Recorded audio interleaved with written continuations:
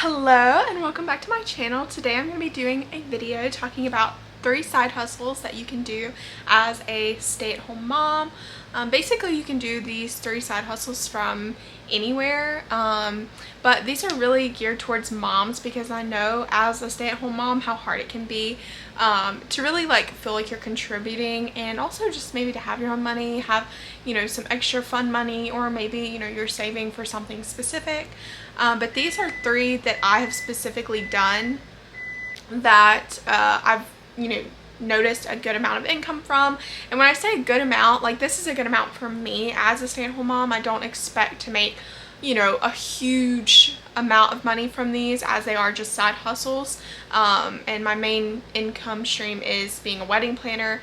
So this is really just supplemental income, but yeah, I want to go ahead and get into it. I will be sending or showing screenshots of kind of what I have made, just as receipts, so you guys know this is a a general earning. But to be frank with you guys, I don't put in 50% of my time into doing these side hustles. I'd say I give about 25 to 30% to these side hustles, really, because it's just not, again, it's not my main source of income, not my main stream. But yeah, it's ones that I've found really great success with and ones that I will continue using.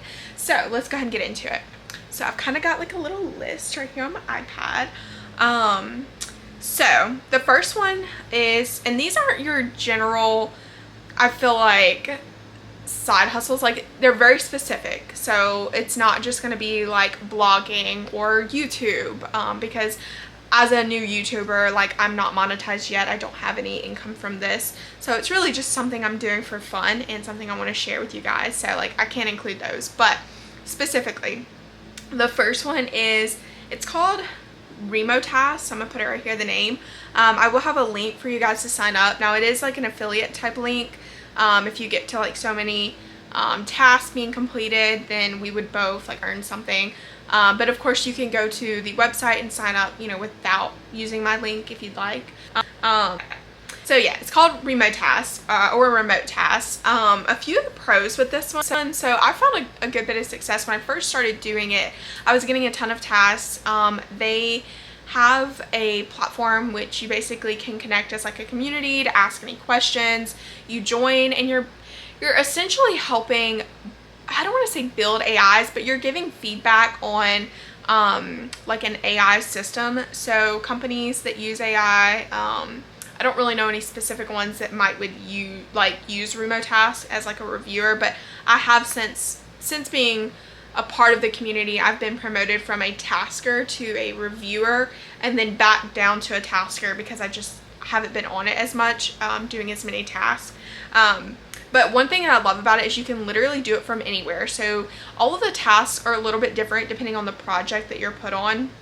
But what I've noticed is, mostly if you are good with grammar and writing and reviewing paragraphs and stories, or maybe you're really creative and can come up with stories and things like that, they're really interested in human-based responses, so that AIs can kind of mirror that, which is kind of cool, kind of weird at the same time, to know that you're kind of helping shape the way AIs respond to people. But that's essentially what you're doing, is you're creating responses, and then as a reviewer you're reviewing responses that other taskers have created. So it kind of goes hand in hand. You do get promoted after a certain while if they're really happy with your work, and if you do a good job, they'll bump you up. Typically your pay is around $12 an hour. Of course you can always make more or less depending on how much time you want to dedicate to it, but I would say typically my average starting out is about, I would say, anywhere between $12 to $15. And then when I got bumped up to a reviewer, I didn't honestly spend as much time doing it as I did before. So I did notice getting paid a lot more. I would typically make about $100 a day if I just sat there and was really dedicated, which $100 a day to some people, and then some people are wow, that's a lot, considering you may not make any money in a day if you're a stay-at-home mom. So that's one thing that I noticed, is how much time you put into it and effort, and the quality of work is really important, and that really affects how much you make. And so yeah, another pro for this one is they pay you weekly. So the pay has changed a little bit since I've started doing it, but when I was doing it consistently, they would pay you out through PayPal. So we would get paid every Monday, and I believe they've changed the earnings a little bit. So don't quote me on that, but it typically is a weekly pay. You get paid once a week. And it's also, like I said, it can be pretty high earnings if you're consistent with it and you really are engaged and, like, you know, you show up every day and like kind of do the work. Even if you put in an hour and a half to 2 hours, you know, it really does make a difference. And I do want to get into the cons of it, because you don't always have a ton of tasks available. Depending on what project you're put on, they put out so many tasks a day or maybe even in a week. And so once those tasks are done, if you're only in that one project, you really can't work until they add more. My next side hustle is going to be an Instacart shopper. So if you've never shopped with Instacart before, it's basically a platform where you can go on there and you shop for other people. You go to grocery stores, convenience stores. I think they've expanded now to like Best Buy, Ulta, Sephora, like all of these different stores. My favorite is like to shop at Target, because even though I'm shopping for someone else, I still feel like I'm shopping for myself. So I get to do my little, you know, Target trip where I'm shopping for someone else. I'm not spending any money, I'm actually making money. But it's really cool. So, you know, being an Instacart shopper, it has its, say one of the great pros is their average earnings are pretty high. Actually, you know, someone would place an order through their app, their Instacart app, which I do use them as like a individual. Like I would shop on there and then have someone deliver my groceries, and I'm telling you, it's the best thing ever. So you go, you shop the order, they give you a card, or you can download their app on your phone and have a digital version like Apple Pay. You scan it. You're not paying for any of these groceries out of pocket. Everything's already paid for. You're basically picking up an item, you scan it, and you know, you do that the whole way down. It's literally got a digital shopping list that you go down, you shop it for them, and you basically deliver it. What I have noticed is that a lot of people will tip you on the app, and they'll also tip you cash in person, which is great, because then it's, you know, no tax. It's not anything that, you know, you have to worry about you know, reporting, but it is you know, income that you've just got like right there in your hands. Another perk for them is that when you shop and order with them,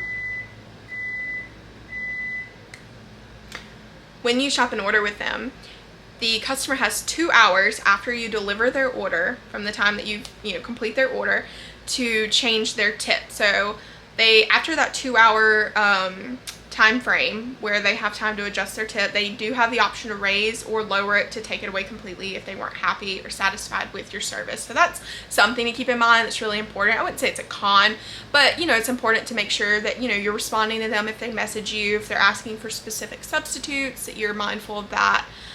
You know, and just really being aware as you're shopping their order. But they do have the option to change their tip 2 hours prior to you delivering it.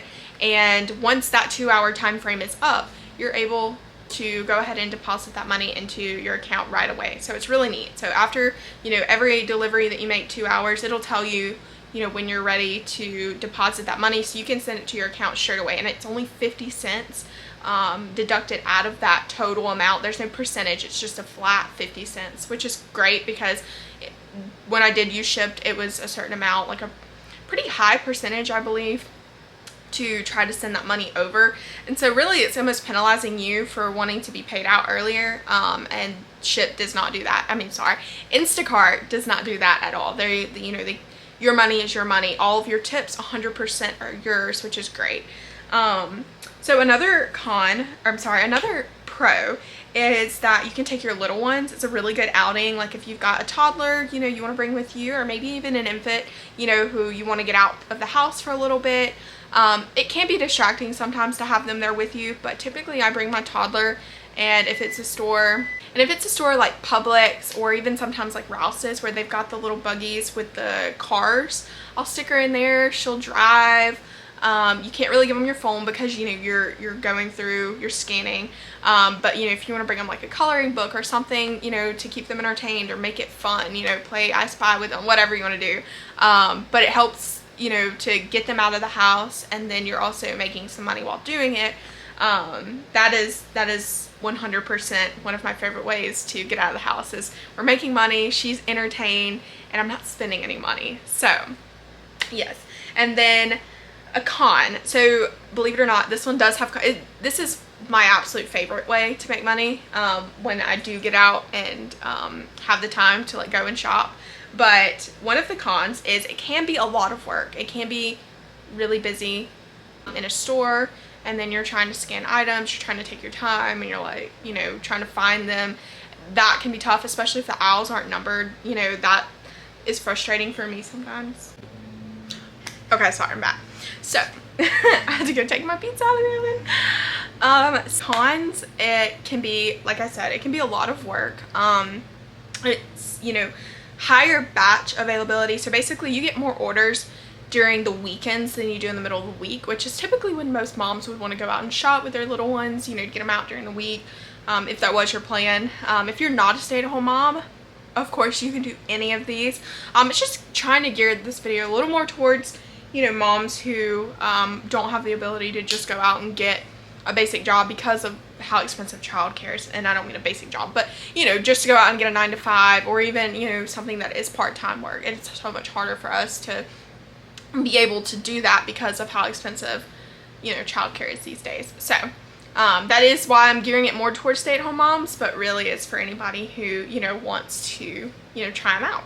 So my third and final, which this is kind of a 2-in-1, but my third and final side hustle is going to be, I know everyone says affiliate marketing, you know, blah, blah, blah, whatever. And this is one that I'm a little bit newer to, so I don't have a ton of profit to show from it because I am new.